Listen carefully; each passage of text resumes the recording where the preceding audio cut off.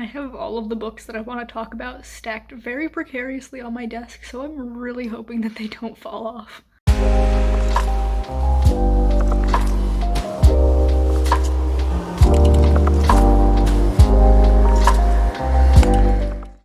Hello everybody, my name is Danny and welcome back to my channel. Today I'm going to be talking to you guys about the 23 books and manga that I want to read in 2023.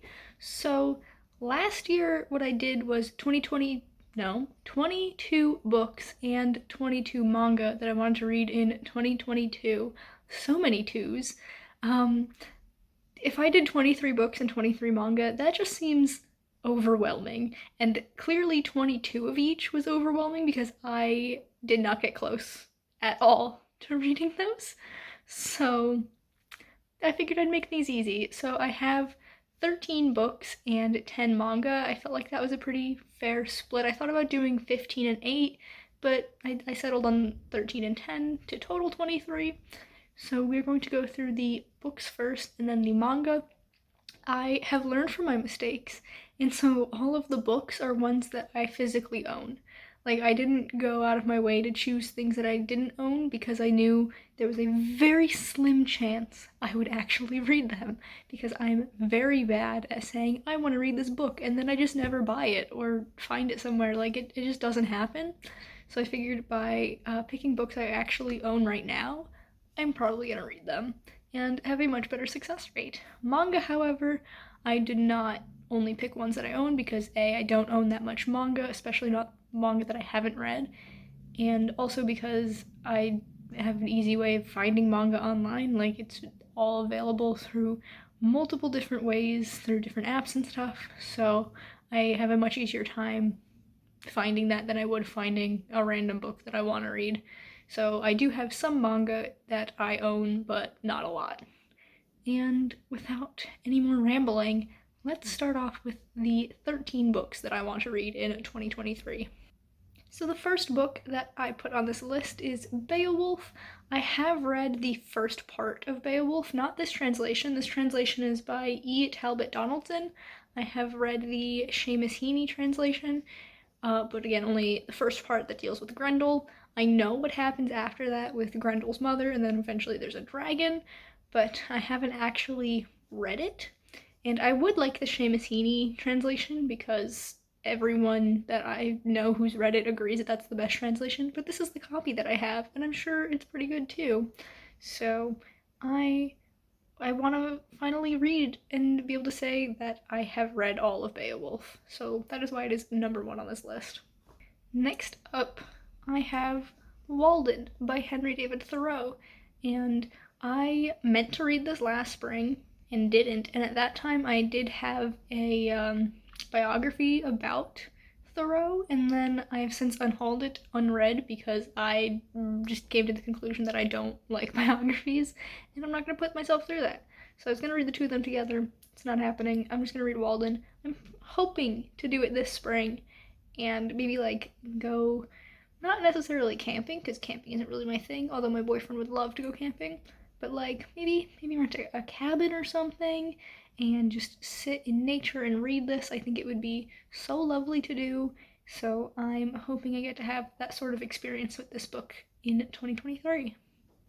Up next on the list is The Dark Hills Divide by Patrick Carman, and I actually came across this book in a thrift store, and it felt like serendipity to me because I have wanted to read this book for a couple of years now. So I've read from Patrick Carman before. I read the House of Power series, but like a long time ago, and then funny story that has nothing to do with this book but has to do with House of Power. I like read it in middle school, and then in 2017 when I was studying abroad in London, I was talking to my one friend there, and we were talking about like, oh, don't you hate when you have like this book or this movie or something and you can't remember the name of it and like no one seems to understand what you're talking about? And I was like, yeah, and I started describing this book, and he was like, oh my god, I know what book that is, but I can't remember the name of it either. And so we scoured the internet trying to find it, and we posted on this random forum, and someone else knew what book it was, and it was House of Power, or is that the name of the first book? I don't remember, whatever the first book is. And so like it has been a weight off my shoulders since then. But this book, a different friend of mine really loves this book and this whole series. It's like a dark children's series. I think there's 5 books, but it's like been in the back of my mind for a couple of years ever since my friend told me about it because she's like, "You would love this book," and I'm like, "It sounds like I would." And then I found it at the thrift store a couple of months ago, and so I bought it, and I'm gonna read it. Following that up with another book that seems to be for younger readers, but I don't care, I'm going to read it anyway. We have The Water and the Wild by K.E. Ormsby. I always say K.A., it's K.E., and I bought this at the Dollar Tree, as I have so many of my books.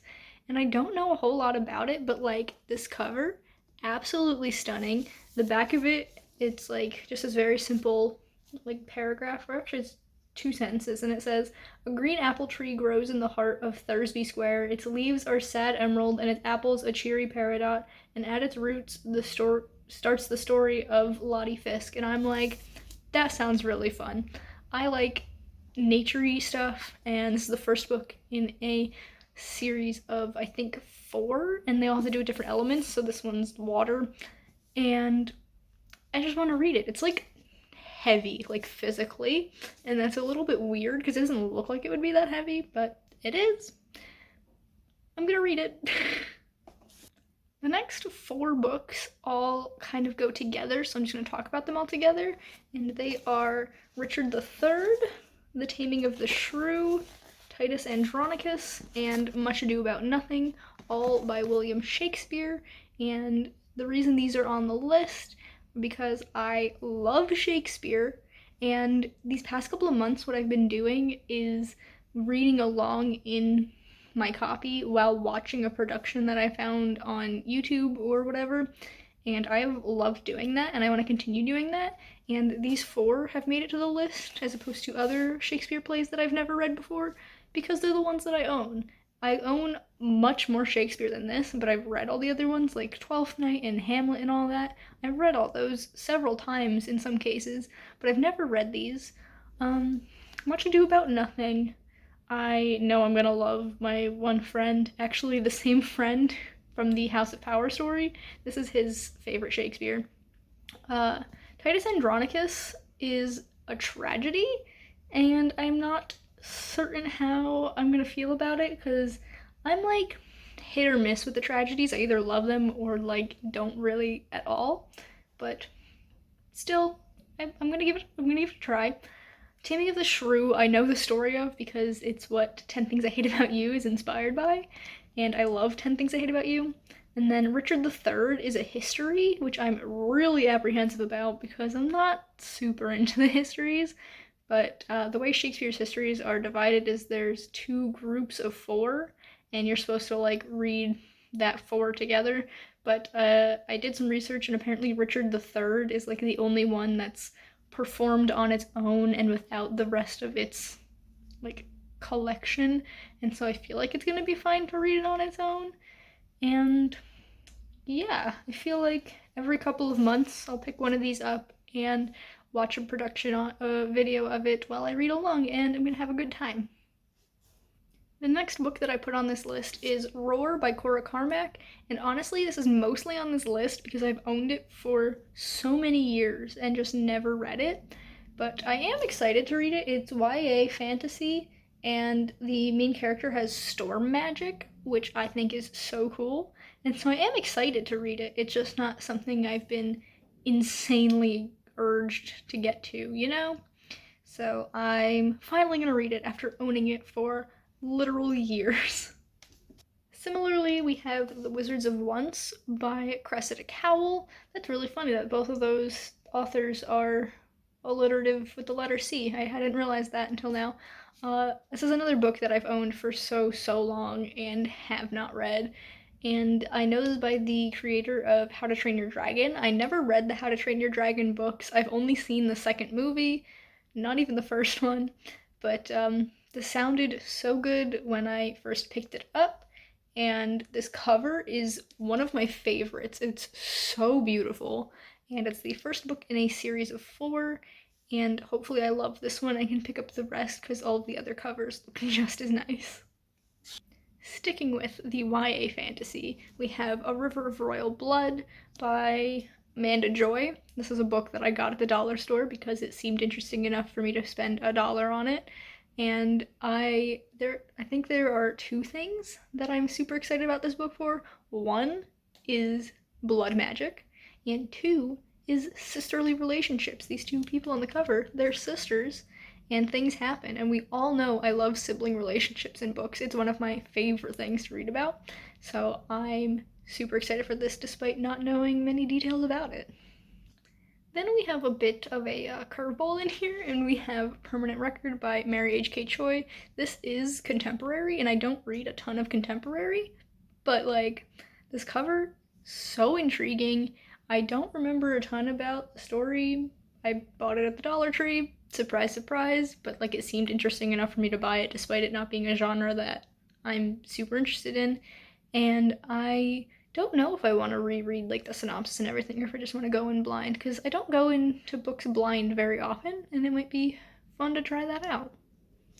And for the last book on this list, which should come as no surprise to you, I have put The Alloy of Law by Brandon Sanderson. And at the time of filming this, I am in the middle of The Hero of Ages, which is the third book in the Mistborn trilogy. I have been binge reading this trilogy and loving it. The first one is definitely my favorite. The second one was good, but not great, and I don't know where this third one stands. It's kind of on par with book 2 for me, but this is the first book in the Wax and Wane series, and so I'm hoping to buy the other 3 books in the series, because the 4th one did just come out this month, actually. Well, I guess by the time this video goes out, it'll be last month, November, and I want to binge them the way I did Mistborn, because I think it's a really fun thing for me to do. I enjoy binging series.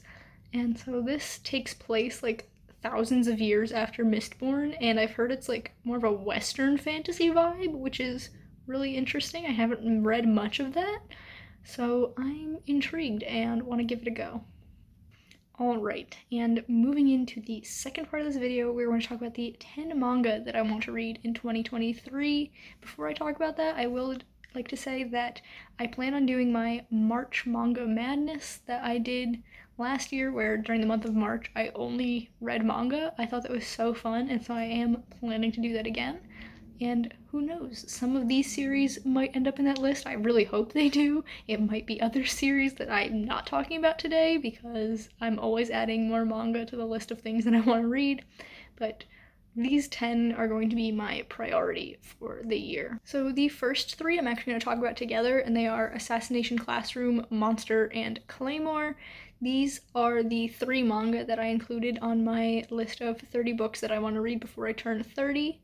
And I don't know much about Monster or Claymore, except that they're like classics in the manga community, and Assassination Classroom as well, although I do know more about it. Assassination Classroom is about an alien who comes to Earth and is training a group of students to assassinate him because his alien race is coming to Earth to annihilate them. So that's pretty fun to me, and I've heard it's also really, really sad for reasons you can probably guess. And so those 3 I would really, really like to get to soon. Then we have Blackguard, which is by the same manga creator as Devil's Line, which is one of those series that I read last March, and I really, really loved it. And this is a much shorter one. I think it only has 5 volumes compared to the 14 that Devil's Line had, and it sounds more like existential and interesting, and so I just want to pick it up. The 5th manga on this list is Blade of the Immortal. Well, I can actually say the author's name. It's Hiroaki Samura. I don't remember the names of the other manga creators when I don't have it in front of me most of the time. My bad. I don't know much about this. The main guy, I think, is like an immortal samurai, and then things happen. I don't know anything about it, but we own this first omnibus physically, so this is... I don't know how many actual volumes are in it. See, does it say? No, it just says Omnibus 1. Normally it'll tell you if it's like 1 and 2 or 1, 2, and 3 of the like original volumes. I think it's 3. It looks too thick to just be 2, but I really don't know. I really just put this on here because we own it, but also I am intrigued. Um, yes, I don't have much to say about it. I don't know why I kept acting like I did. The next two manga on this list are Can't Stop Cursing You and Something's Wrong with Us, which were actually on my list of manga that I wanted to read in 2022 that I just didn't get to. Can't Stop Cursing You is a relatively newer one, I think. I'm pretty sure there's only a few volumes out. I'm not sure about Something's Wrong with Us. I think that one's a little bit older, but they're both like darker, kind of romancy type manga, and they seem like a vibe. They seem like a good time to me, so I want to check them out. And entries 8 and 9 on this list are Mob Psycho 100 by the manga artist One and Full Metal Alchemist by Hiromu Arakawa. I can never say that when I'm not like reading it off a page, but these two are series that I absolutely adore, but I wanted to wait until I owned them both completely in the physical editions before reading them, and I've come to the conclusion I'm just not going to wait anymore. This one I could, because in this Full Metal edition, the last one finally did come out. I think it's 18 of them, but I only own two. And like, let's see, what's the price on this? $19.99. So that's 16-ish more volumes at 20 bucks each. That's a lot of money to spend. So I'm just gonna read it digitally. I own this one and the second one. For Mob Psycho 100, I own the first 5, and there are 9 out right now. I think volume 10 is coming out in English in January, but there is 16 volumes of this, and they're not all going to come out next year. They come out 1, maybe 2 a year for Mob Psycho because it is a like lesser known series. Like, it's not as popular as many others, but it's one of my favorites. And right now I'm watching the season 3 anime as it's airing, and it's so good. Today's episode that I watched was pretty weird, but like it's still really good. And season 3 finishes out the rest of the manga, and I've heard it's a faithful adaptation, but I'm not sure because I haven't read it. But I'm finally gonna do it. I'm going to read Mob Psycho 100, and I'm gonna love it. And the last manga that I want to read in 2023, and the only not finished manga on this list, so it's still going, still releasing new chapters as far as I'm aware, is Blue Exorcist. This is about the son of Satan who is training to kill his dad, as far as I'm aware.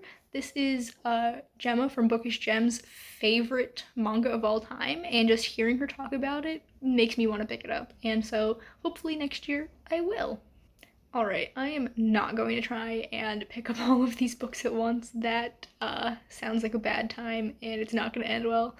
But thank you all very much for watching. If you enjoyed this video, please be sure to give it a big thumbs up. Comment down below if there are any books that you know you want to get to in 2023. If you enjoyed this content, be sure to subscribe to my channel, and that way I will see you in the next one.